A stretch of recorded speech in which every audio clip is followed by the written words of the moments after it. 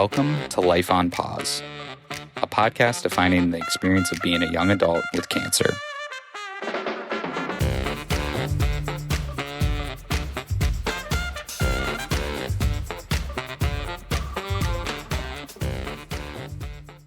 So hi guys, welcome to this week's episode of Life on Pause. Really exciting to be back. My name is Corene Parrish. I was diagnosed with Hodgkin's lymphoma when I was 16.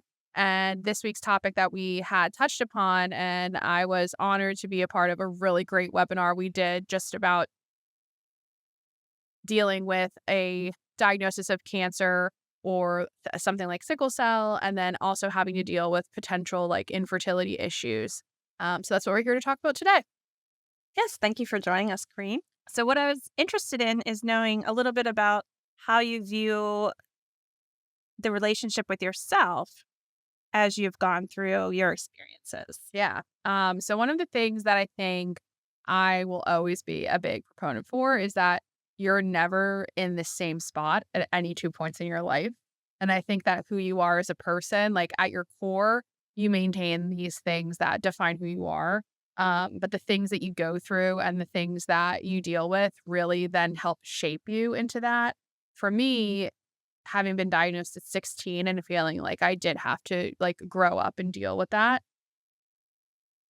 it was really easy for me later on, especially I would say like 5 years post-treatment, to try and self-sabotage in the sense where like if something would go wrong, I would be like, well, it's because I had cancer or it's because of this. And one of the topics we had touched upon in the webinar today was like that loss of self-control. And I think as a cancer survivor or someone going through treatment or even with like infertility issues, one of the hardest things to deal with is that like you truly are out of control.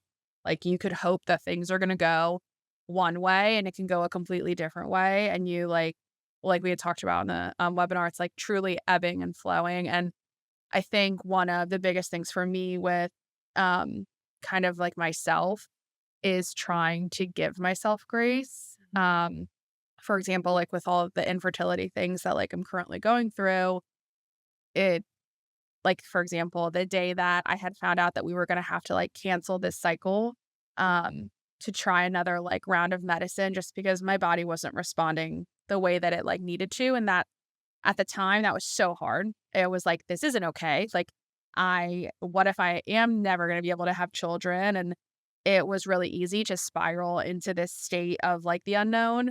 But then like in retrospect and like with the help of like Dr. Estes and Dr. Butts, like just talking through like, hey, this is where we're at. This is what we're going to do next. And just kind of like giving myself that grace that like, it's okay to not be okay. Mm-hmm. But you also have to know that like when you're not okay, what's going to get you out of that space. Right. And so what kind of supports have you leaned on to help you with that? So one of my biggest supports is like my significant other, Andrew. Like I had mentioned, when I'm at 20%, he's at 80%, just having that balance of like, he keeps me in like a very level-headed space. And sometimes that's like not what I want to hear, but I know that it's what I need. Another big thing for me has always been looking at like quotes or listening to music. I think that there's something powerful in the meaning of someone else's words and how that can impact you. So really for me, it's just kind of like shutting off from the world, like it's the noise of the world for a second and tuning into like the noise of something else to like help get back to reality. Yeah, I think listening to music, at least for myself in times of struggle, um, sometimes you don't know what you're trying to say. Right. And then someone says it for you and you're like, yes, that's it. Yeah. So I can identify with that. So if you talk about this sense of not being in control or loss of control, how has that translated into like your life habits? Have you found other things kind of to be more in control of, or Yeah. let it go? So like, for example, I think any woman or any girl will say this, like, I think body image is such a big thing, not even just in today's society, just for a girl in general. And for me, like I was in like tip-top shape pre-diagnosis.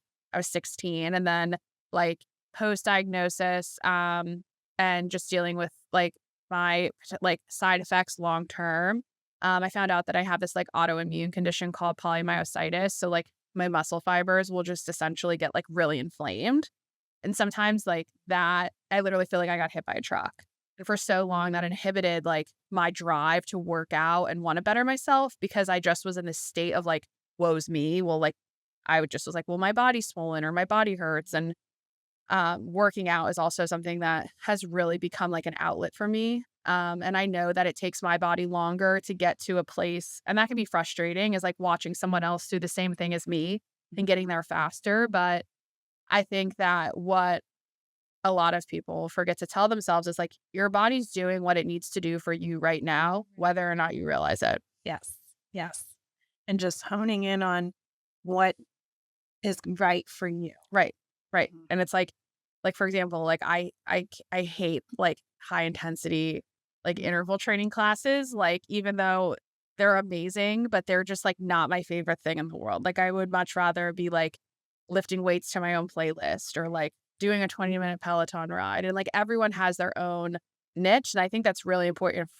Really important for anything, is like you have to find what works for you, and like stop trying to put yourself in a box, because the second you put yourself in a box and think that it's going to be the same for you is when like you end up like hurting yourself in some way, shape, or form. Right. Yeah. That's good advice for anyone.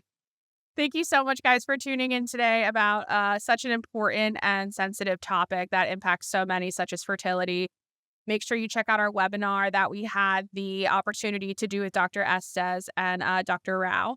And make sure to download, like, click Life on Pause on Spotify. Check out our YouTube channel. And we look forward to you guys tuning in. Thank you. Thanks for listening to Life on Pause. Ideas or suggestions for future episodes? Feel free to share them with us. Join us for the next recording on the third Tuesday of the month. Until next time.